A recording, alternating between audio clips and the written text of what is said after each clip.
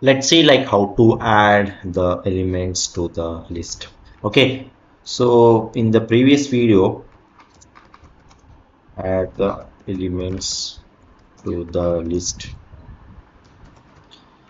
In the previous video we saw like how to remove the elements from the list. In this particular video we'll see like how to add the new elements to the list. Okay, so now let's take an example of a list. So before that we'll just try to restart the kernel. Okay, so here we'll take an example of a list. My underscore list is equal to, we'll try to give some elements. I will just give it as gym, and here I will give it as Jason, and now I will use my name Pawan, and I will use some other name.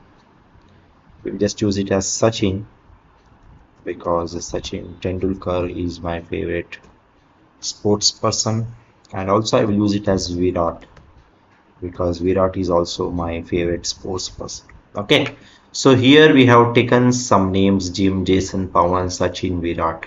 Okay, so now I will try to run this particular cell.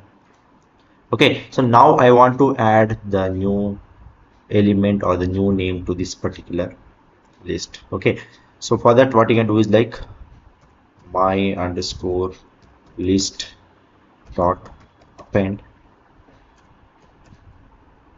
and here I will just try to give it as sports.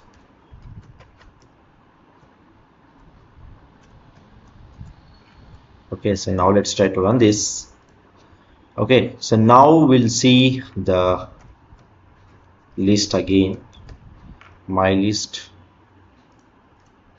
So here you can see the sports has been added to this. Okay, so before you can see, so before this we'll just try to add my underscore list.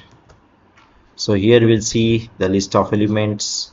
So here you can see Jim, Jason, Pawan, Sachin, Virat, and we have added the new element, that is sports, to this particular list. And finally when we run this, so here you can see the sports. Okay, so this is how you can add the new elements to a list.